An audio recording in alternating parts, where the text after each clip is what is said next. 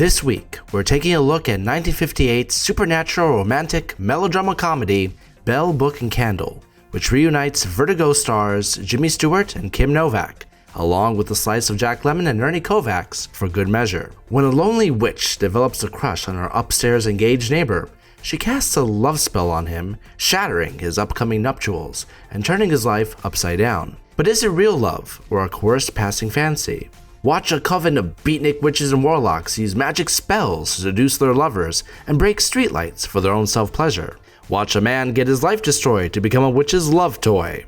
See if you can spot the similarities between this film and another popular witch-centric show that it partially inspired, along with the film I Married a Witch, a claim that even the creator of Bewitched acknowledged. But is this witchcraft, Christmas film a good fit for the Halloween holiday? And more importantly, is it required viewing? Yeah, so Sunday night romp for any family room. What the F just happened? Okay. That may have been hyperbolic in many ways, but this film begs a few questions. Yeah, that's a very polite way to put it. I mean, if the show that brought you Higgins Figgins Fireball is the same one that's bringing you politeness. Now, Kyle, you had, if I remember correctly, you had never even heard of this film. Nope, not at all. I didn't even know the origin of the title, like what the heck that even meant. Well, if anybody does wonder, the phrase bell, book, and candle refers to a Latin Christian method of excommunication by anathema imposed on a person who had committed an exceptionally grievous sin, which I assume includes something called witchcraft. It's the deepest part of this movie. It's not necessarily, by me saying that, it's not necessarily a knock on the film. It doesn't present itself as being something deep. Yes, it stars Jimmy Stewart and Kim Novak, but this isn't Vertigo. Although, we'll get to that a little bit later. I saw this film as a kid, and I only had two distinct memories of it. Kim Novak, who is gorgeous in this film, and Jack Lemmon as a warlock, because just the phrase Jack Lemmon as a warlock. But I didn't remember too much more. So I was very curious to see what I would think of this as an adult, but you hadn't even seen it. So what are your first thoughts coming out of it? There were some aspects of it that I thought were definitely original. And there were some places where I feel like they're kind of, reversing roles with certain things. Like there's even a part where you hear, Jimmy Stewart and his glory go, "What? That's what the man's supposed to say." Well, I hadn't thought of marriage yet. Well, darling, that's the man's remark usually. We finally do get that movie, though. Once he realized what had happened to him, which I'm sure we'll get to a little bit later, where he definitely drops the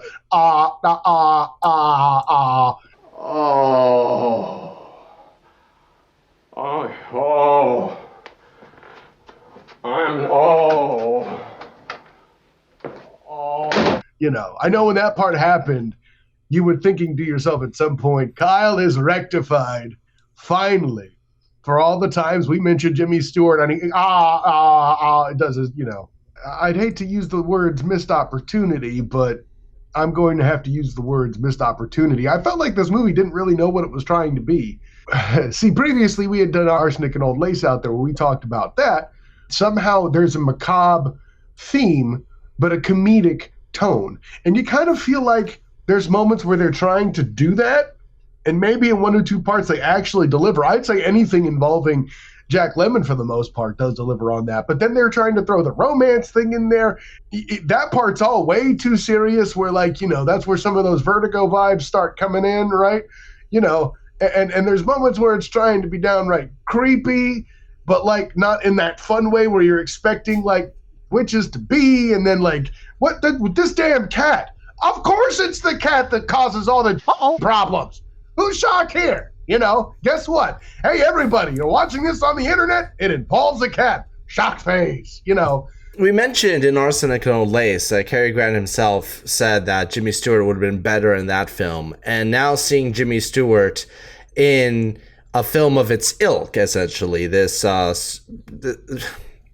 I hesitate to call Bell, Book, and Candle a black comedy because despite its setup about witches putting love spells, etc., it's pretty tame overall. Although it does, despite its tameness, it does actually have a few naughty jokes that break the 50s veneer of this film. In fact, in many ways, it feels like a transition from the 50s to the 60s in presentation. Particularly, they make jokes about the Kinsey report. You know, they don't explain what it is, but if you know what it is, that was a naughty joke. Did you publish that? No, but I wish I had. Sort of like the Kinsey report. Yeah, I didn't, so it went over my head. But, Kinsey, the guy that did all the reports about sexual behavior. Is this the movie that had Liam Neeson in it? That is, okay, that's funny. I'm sure they fed him a lot of fake tourist stuff, and he swallowed it whole. Well, maybe they did that to Kinsey, too. It's a 50s film that's starting to dip its toes in the 1960s, especially with a lot of the stuff that happens at that Zodiac Club. I'm thinking in particular that crazy French snake dance musical interlude, which screams 1960s. And I don't know, like, in any other film, seeing that, I would have been like, what the hell is this? But in this film, it was oddly creepily mesmerizing. I don't know. Yeah, it you know, when they're showing that, I'm like, that guy's there, and I'm like, when he was speaking French, I'm like, sure. You know, I don't know why that made it okay, but that made it okay. Rien que des petits poissons qui fichent le camp sans rémission. Let's talk about some of the good things about this film, because I feel like we started a little heavy. Jack Lemmon is a clear standout. He injects the film with some much needed energy and fun, balanced, to be fair, by an uneasy sense that this guy is one hell of a creep. One example, his Clockwork Orange-esque droog smile while during a driving scene. I'm not saying you're wrong, I just wasn't ready for that reference. Where he even says, I hope I can watch. But Jack Lemmon is the highlight of this film, which says quite a bit considering its cast. His subplot about the book is one of the weaker aspects of the film, but thankfully it doesn't dwell on it too long, and it serves as a setup for what comes later, but I still don't feel like it's strong enough. It feels like they added it to, because this, like Arsenic and Old Lace, was also based on a stage play, but unlike Arsenic and Old Lace, this film was rewritten to quite expand it for a more cinematic take. You're not stuck in an apartment or a house the whole time. The Jack Lemmon's involvement with the author and all that, while entertaining, sure, was kind of something that was just crowbarred in. It's like, listen, we got Jack Lemmon. We don't know what else to do with this guy. I mean, we got to get it, you know, we have to get him involved more. And so he's kind of like, you know, they kind of quickly jimmy him into the plot. The only thing that accomplishes is creating a path from Stewart to Lemmon so that he can go to him for help. It's focused on a little too long, and to be honest, having not seen the play, I would not be at all surprised if that is not present in the play and was added to pad it out to a feature film. I think that this film does have an issue with identity in itself. Yeah. Is it supposed to be a black comedy? Is it a comedy? Is it a romantic film? I mean, it ends in kind of a melodramatic fashion. I mean, she runs out into the streets barefoot chasing after a cat. That's not supposed to be a funny moment. And for a film that has issues with its own identity, to have a quite creative opening credits focusing on various native masks suggesting secret identities, I find that to be quite ironic. And by the way, Demos, what has been the kiss of death for so many movies in the modern era, in by itself, they're trying to do too much. Honestly, the only way this movie could have been trying to do more in the too much column is if it too was a sequel, right? Which it's not, obviously, but there is one highlight in this film that I have to admit, I had to pause the film because I laughed out loud. The method in which James Stewart's fiance is dispatched is both hilarious and downright cruel at the same time. While this poor woman is having her earbuds explode at the end of Bedeviled Trumpets, Stewart and Novak making googly eyes at each other as if it's another droll evening, but it's punctuated by Jack Lemmon's out-of-the-blue shriek that blocks her escape. It's the funniest scene in the film. It's that level of energy. For one moment, it kind of captured some of the delight from Arsenic and Old Lace. It never recovers that energy. And it's interesting you mentioned that. Did I not last time compare some of Cary Grant's energy to what I saw from Jack Lemmon? And at the time, it would have been The Great Race, with the, and all these other things there too. Jack Lemmon, the same aforementioned Professor Fate, doing his thing in that scene to find that energy. Very interesting. But once again, this was a film that Cary Grant lobbied for. And I'll tell you, Cary Grant's in Bell, Book, and Candle, Grant would have been better. Absolutely. Unquestionably. If we were doing a Who It Could Have Been episode on this, Cary Grant is the absolute win here. And I'll add you this, Demos, because I don't know if you're about to say it, but I happen to be watching some of it with my wife. And when she's seeing, Jimmy Stewart and Kim Novak, in their kissing scenes or whatever, she goes just very callously, he's too old. So here's the thing. Jimmy Stewart, especially later on, when he realizes that he's been under the spell, the expressions that he makes of horror and humiliation, he makes those scenes too real. For me, the one where he realizes he's under the spell and he comes back in taxi and he drops the, fireball right there. I thought that was the funniest. That part, yes. But later on, he makes it very real. And it makes you think about how screwed up the suggestions of the plot are. The way that Cary Grant would have sold it, he would have sold it more as the fantasy that it is. And so Cary Grant would have been able to sell the fantasy. Jimmy Stewart kind of solidifies the reality, which makes it a little bit more difficult to embrace. Despite the age difference, the chemistry that Kim Novak and Jimmy Stewart does sizzle. Kim Novak in particular, despite getting some bad reviews at the time, she's a sensuous sensation in this film. She stands out as a reminder that her not playing Catwoman is a great loss in the American art form. She would have made a great Catwoman. I think another highlight is Stewart's cure from the love potion as an elderly witch gives him this slimy concoction as she and her parrots both beckon, "Drink it! Drink it! Drink it!" This scene and a lot of the scenes in the Zodiac Club are examples of the film taking advantage of its premise. It's a movie about witchcraft. Let's see something zany and wild and out of the norm, because a lot of the film, despite the love spell, a lot of the film plays it pretty safe. And yes, there's this one scene where there's a green flame, because if it's a Kim Novak and Jimmy Stewart film, she needs to be engulfed in green lights.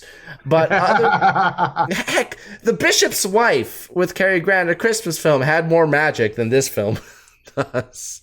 Fair to add. Wow, that's very interesting. Wow. Interesting. Yeah, you're absolutely right. I hadn't thought of it that way. I had mentioned Jimmy Stewart's kind of his subtleties, right? Those intangibles that you only get from a great actor.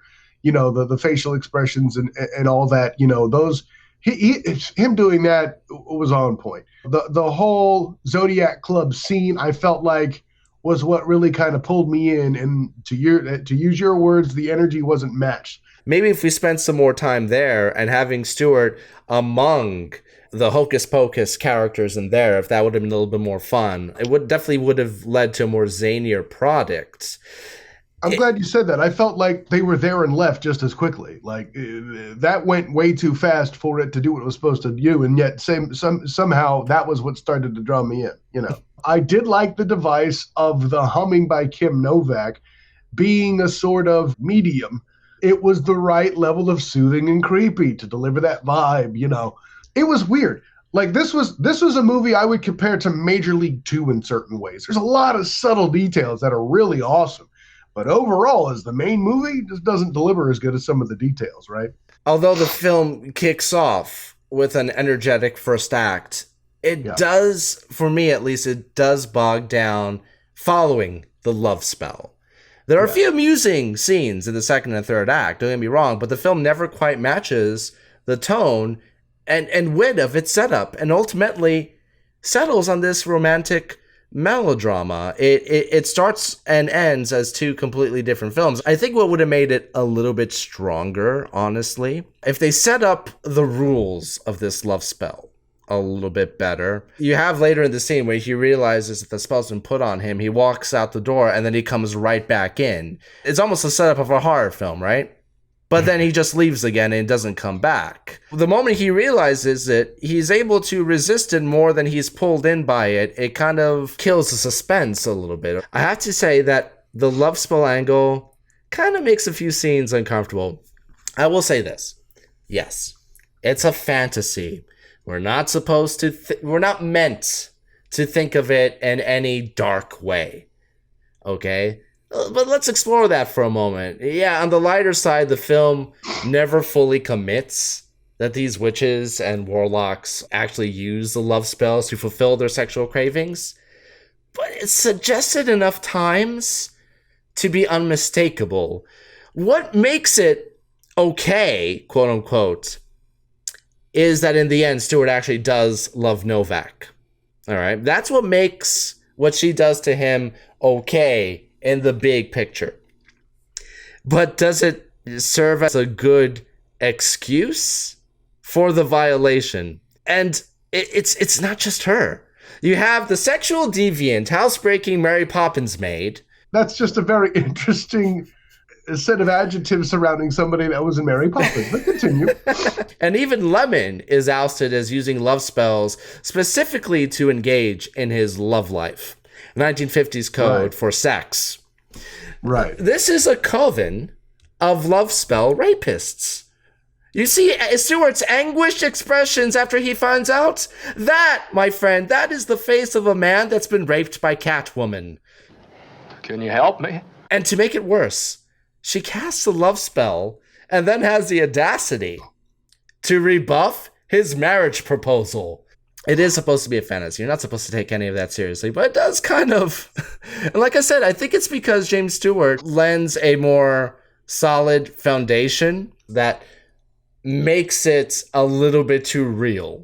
I don't know. Yeah, he's more everyman than, let's say, Cary Grant. And, you know, yeah, I'm totally with you on that. The reason why it seems more acceptable is because I feel like it's Kim Novak that's executing it. But then if you do the thought experiment, well, if Jack Lemmon did it, yeah, that's creepy. Just like there's moments in Vertigo where you're like, yeah, that's kind of creepy, you know. Well, see, that's the thing, and I'm glad that you brought that up because. And I'm sure I'm not the first person to point this out, but this in many ways is kind of the reverse Vertigo, except it's Kim Novak playing the Stewart role. Some spoilers for Vertigo here. Check out that film. I love it. Check out our review. And also our episode on it. Yes. There we go. What makes that creepy is how Stewart, after his mental breakdown, tries to change her into what his previous love was, not realizing it's the same woman. In this film, he boldly claims, And I'll be different from now on, I swear, I promise. I don't want you any different. Not at all. I want to be quite different. I won't stand for it. Wouldn't you like me? Just me the way I am? It should be back from your face and pinned to the neck. I told her that. I told you that. That he doesn't want to change her. In fact, she's the one trying to change him by applying these love spells. Well, how do you think I feel to suddenly find out that you just haven't been there the whole time and it's all been a sort of a merry little adventure? You want me to be dressed like her? Judy, I just want you to look nice. I know the kind of a suit that'll look well on you. No, I won't do it.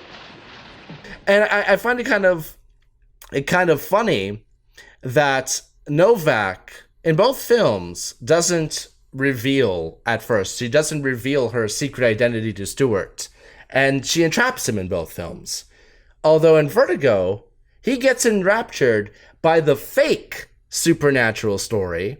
And here it's quite the opposite. Here, the supernatural is the reality. Other comparisons, of course, being, like I mentioned before, Novak bathed in green light, Stewart reacting to her in a similar hungry surprise in both films, the way he grabs and kisses her as the camera sweeps. The weird thing is that both of these films came out in 1958. They both starred Stewart and Novak, and they were made so close together that I find it, and it being based on the play, I find it very hard to believe that any of this was intentional or a homage or anything. I think it's a pure magical coincidence.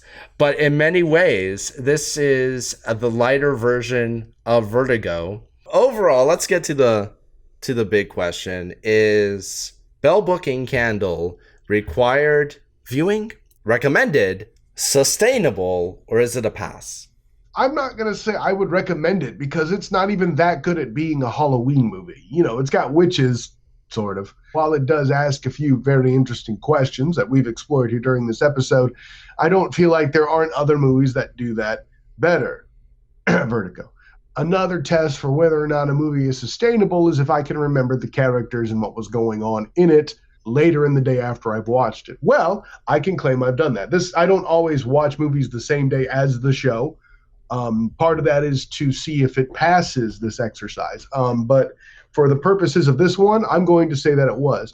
What I would say is there's some aspects of it belongs in a museum because you can draw certain lines of inspiration, right? We mentioned Bewitched. I wonder also, too, and my chronology might be wrong, Demos, help me out on that, but I always wondered who looked at Jack Lemmon and said, I could cast him as Professor Fate in The Great Race. I can see the link between those two roles. Well, this came out 6 years prior to Great Race. Oh, no, 65, 7 years. So somebody could have seen this and been like, that's Professor Fate. That makes sense to me. It's like somehow or another, somebody saw Beetlejuice and said, you know what? He'd make a great Batman. I still don't get that link, but hey, I'm not going to argue with Tim Burton. It worked, okay? But there's a very clear link between this and Professor Fate. And then some of the other stuff we mentioned with comparison to Vertigo and things like that, which if you're talking Hitchcock, you know, that's a major block of cinema history, and there's lines drawn to that. I'm not going to be so hard as to say that it should be an outright pass, but I would say it's serviceable, yeah. It's actually, in many ways, it's a Christmas film. Yeah, right? Well, you know, other than its wish fulfillment holiday parallel, it's difficult to ascertain why this film was set during Christmas time rather than Halloween. Even Jimmy Stewart at one point says, Somehow it seemed more like Halloween than Christmas. Was witchcraft during Halloween a cliche already at the time in the late 50s? Sure. But perhaps it does beg the question, is this the perfect Christmas movie to watch on Halloween? We talked about how this film has a few issues with identity. It's a witchcraft movie set during Christmas. It just, something doesn't feel quite right. It's more Christmas than Die Hard. It could have been changed to anything else. I mean, it could have been like, why are you staying home on Halloween night? You're a witch. You need to be at the Zodiac Club. That kind of makes more sense to why is a witch upset that she's staying home on Christmas? Does she know what Bell Book and Candle means? But why is the witch so sad she's home on Flag Day? You know, it's uneven, but it is brought to life, in fairness, by its superb cast, especially Jack Lemmon. Bell Book and Candle has some good laughs. It has a sensual charm, but not enough to pad its runtime. Overall, it's pleasant, though not bewitching. It's a film that remains relevant today, partly by its cast and its holiday atmosphere, even if it's the wrong holiday. Is it a good Halloween film? Yeah. Yeah, you can watch it during Halloween. You can watch it during Christmas. It's not Nightmare Before Christmas. It lacks a strong identity. It feigns way too much into melodrama at the end, where it started as almost an absurdist take on witchcraft in the city. It's too damn dialed back, and it's okay if it's dialed back if the film doesn't suggest the zanier nature of these characters in Coven. I have to say that this is sustainable as well. I don't know if I go out of my way to recommend it. But once again, if you like Vertigo and you want to see a lighter ending to that tale between Jimmy Stewart and Novak, this might be a nice antidote for the crushing, pun intended, ending of Vertigo. This might be a good antidote. One, but yeah. I mean, what? Sorry. But I still say that as a film, it works. It's serviceable. It's definitely not a pass. I wouldn't condemn it, but it is what it is.